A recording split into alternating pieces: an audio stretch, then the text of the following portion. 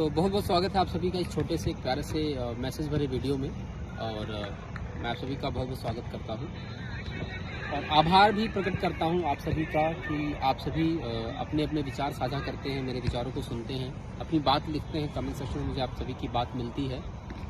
अच्छा लगता है कि एक बेहतर समाज की स्थापना के लिए एक बेहतर सोच के साथ और समाज को बेहतर नज़रिए से देखने की ये जो पहल है उसमें आप सभी जुड़ते हैं और आप सभी अपनी बात रखते हैं, तो खुशी होती है। आप सभी को पता है कि आज है चिल्ड्रंस डे, बाल दिवस। किसी भी देश समाज को आगे ले जाने में कहीं ना कहीं जो हमारी बुनियाद है वो बच्चे हैं, और वही बच्चे जब बहुत कुछ अच्छा सीख करके बेहतर तरीके से समाज की एक बेहतर सोच को लेकर के एक समाज को बेहतर बनाने में जो प्रयास करते हैं बच्चे, और आने वाले भविष्य की जो परिकल्पना करते हैं कि भारत हमारा देश कैसा होना चाहिए, उसमें बच्चों की भूमिका बहुत महत्वपूर्ण है, राइट। तो मेरे सभी साथी जो शिक्षा के क्षेत्र में है, पढ़ने और पढ़ाने के अपने योगदान को बड़ी ईमानदारी से पूरा कर रहे हैं, उन सभी की तरफ से एक छोटा सा मैसेज मैं दे रहा हूँ अपने सभी प्यारे बच्चों को, अपने सभी सीखने और सिखाने वालों को। वो सभी जो शिक्षा के क्षेत्र में जुड़े हैं, जो चाहते हैं कि हमारा भारत दिन दूनी रात चौगुनी गति से प्रगति करे, समाज हमारा बेहतर, पारदर्शी और सुरक्षित बने। तो एक छोटी सी कहानी मुझे बड़ी प्रेरणा देती है। बचपन से ही मैं शिक्षा को लेकर के बड़ा संवेदनशील रहा, तो जैसे जैसे बड़ा हुआ, जैसे जैसे सीखने और सिखाने के पथ पर आगे बढ़ा, तो बहुत सारी ऐसी कहानियाँ, बहुत सारी ऐसी विभूतियाँ जिनका जीवन हमारे लिए प्रेरणा से कहीं ना कहीं भरा पड़ा है, जिससे हम बहुत सारे मैसेज ले सकते हैं, बहुत सारे सीख ले सकते हैं। ऐसी एक देवी, ऐसी एक माता जिसको इस मिट्टी ने जन्म दिया, भारत की मिट्टी ने जन्म दिया। जी हाँ, मैं बात कर रहा हूँ मराठी कवित्री माता सावित्रीबाई फूले। सावित्रीबाई फूले के जीवन के विषय में अगर कोई व्यक्ति पढ़ना चाहता है तो मेरे हिसाब से पढ़ नहीं सकते। उनका जीवन अपने आप में एक दर्शन है, उनका जीवन अपने आप में एक बहुत बड़ा ग्रंथ है, जिस पर अगर थोड़ा बहुत भी ध्यान से इसको समझा जाए, देखा जाए, तो समाज में एक बहुत बड़ी चेतना, बहुत बड़ा बदलाव हम ला सकते हैं।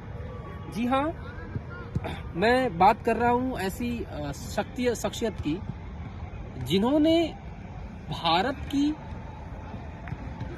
के लिए, भारत के समाज के लिए, भारत के बदलाव के लिए आज से बहुत समय पहले एक ऐसा अलख जगाया, जिसकी वजह से आज जो भारत प्रगति पथ पर, आज भारत उन्नति के पथ पर, आज भारत खिलता हुआ, खिलखिलाता हुआ, जहां पर बेटियां और बेटे भारत की नींव निर्माण में लगे पड़े हैं और इस सशक्त भारत का निर्माण कर रहे हैं, उसमें बहुत बड़ी भूमिका माता सावित्रीबाई फूले की है। उनको हमें भूलना नहीं चाहिए और उनके जीवन से हमें बहुत कुछ सीख लेनी है। और मैं अपने सभी बच्चे और बच्चियों को ज़रूर, जब भी क्लास लेता हूँ तो हर बार मैं उनको कहता हूँ कि माता सावित्रीबाई फूले के जीवनी के बारे में, उनके जीवन के बारे में, उनकी प्रेरणा के बारे में जरूर सीखें, जरूर दो बातें उनके बारे में पढ़ें, उनके बारे में जानें। माता सावित्रीबाई फूले का जन्म बहुत पहले हुआ, 18वीं शताब्दी में हुआ। उनका जन्म दलित परिवार में हुआ। दलित परिवार में होने के नाते, और भारत उस समय की परिकल्पना करिए जहाँ पे लोग पढ़े लिखे नहीं हुआ करते थे और जहाँ बेटियों को पढ़ने का अधिकार नहीं हुआ करता था, जहाँ पर सती प्रथा, बाल विवाह, पर्दा प्रथा जैसी कुरीतियाँ भारत में फैली हुई थी, विधवा विवाह पर रोक था, और महिलाओं के अधिकारों की जहाँ पर लोग बात करने से कतराते थे, डरते थे। ऐसी अवस्था और ऐसी व्यवस्थाओं में रह करके माता सावित्रीबाई फूले ने एक आवाज़ उठाई, एक आग लगाई, एक चिंगारी समाज में उन्होंने चिटकाई, जिसमें ये बहुत बड़ा मैसेज मिल जाता है हमें कि कैसे और किस तरीके से समाज को अगर बदलने की हमारे अंदर आग लग जाए तो किस तरीके से और कैसे अपने समाज को हम बदल सकते हैं। बस हमारी प्रेरणा ऊपर होनी चाहिए, हमारी जो इच्छा शक्ति है वो सही होनी चाहिए, और वो माता सावित्रीबाई फूले से सीखने को मिलता है। तो जब बच्चे इस माता सावित्रीबाई फूले की जीवनी पढ़ें तो एक बात जरूर उन्हें समझ में आएगी कि माता सावित्रीबाई फूले उस समय शिक्षा के लिए लड़ रही थी जब बेटियों को पढ़ने का अधिकार नहीं था।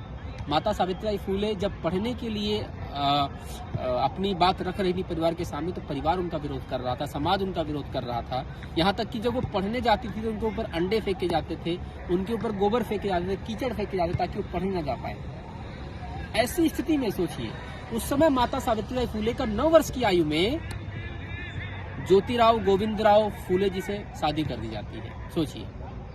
लेकिन ये वही ज्योतिराव गोविंदराव फूले हैं जिन्होंने समाज को बदलने का काम किया। एक बहुत बड़े समाज सुधारक, उनकी पत्नी के तौर पर माँ सावित्रीबाई फूले, जो कि मेरे हिसाब से महिला सशक्तिकरण, महिला के अधिकारों के लिए, महिला की शिक्षा के लिए जो आवाज उठाई, उसकी गूंज आज तक भारत की हर महिला के कान में मेरे हिसाब से पड़ती है, और पढ़नी चाहिए भी। तभी हमारा समाज बेहतर बनेगा, तभी हमारा समाज आगे बढ़ पाएगा।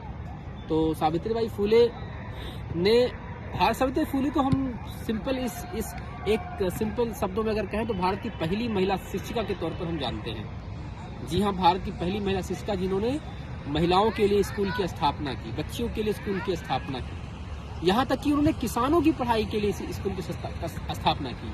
कहा जाता है कि जो मजदूर पढ़ नहीं पाते थे, जो मजदूरी करते थे, जिनको दिन में समय नहीं होता था, उनके लिए वो रात्रि का स्कूल चलाती थी, जो रात में पढ़ेंगे। तो ऐसे महान विभूति, ऐसे महान विचारक के बारे में हमें पढ़ना चाहिए, सीखना चाहिए। सावित्रीबाई फूले के जीवन से हमें कुछ संदेश लेकर के कुछ उद्देश्य बनाना चाहिए अपने जीवन में। एक शिक्षक के तौर पर अगर मैं देखूं अपने आप को, तो मैं हमेशा एक प्रेरणा लेता हूं कि हमारे देश की अभी भी बहुत सारी बेटियां हैं, अभी बहुत सारी लड़कियां हैं जिनको पढ़ने और पढ़ाने के पथ पर हमें लेकर के आना है, उनके अधिकारों की रक्षा करनी है। एक शिक्षक के तौर पर हमें उन्हें प्रेरणा देनी है। तो सावित्रीबाई फूले के जीवन के बारे में बच्चे पढ़ें, समझें, सीखें, और ऐसी बहुत सारी बातें उनके जीवन से जुड़ी हैं जो एक छोटे से वीडियो में तो बताई और कहीं नहीं जा सकती हैं। आप पढ़ें, सीखें, और अपने समाज के लिए जो बेहतर एक प्रयास है वो ज़रूर करें। तो इस बाल दिवस पर मेरी तरफ से यही संदेश है, यही शुभकामनाएं हैं कि ऐसे महान व्यक्तित्व और ऐसे महान विभूतियों के जीवन से सीखने की प्रेरणा हमें हमेशा लेते रहनी चाहिए। तो बहुत बहुत धन्यवाद। और अगर आपका कोई सुझाव है, कुछ बात है आपके दिल में, आप भी कुछ कहना चाहते हैं, तो मेरे वीडियो के कमेंट सेक्शन में आपका बहुत बहुत स्वागत है। आप लिखिए और अपने विचार भी साझा करिए। और मेरे विचारों में कोई अच्छी बात आपको सीखने को मिलती है या कोई अच्छी बात लगती है तो ज़रूर और तक पहुँचाएँ, ताकि हमारा समाज और बेहतर, सुंदर और सुरक्षित बने। बहुत बहुत धन्यवाद।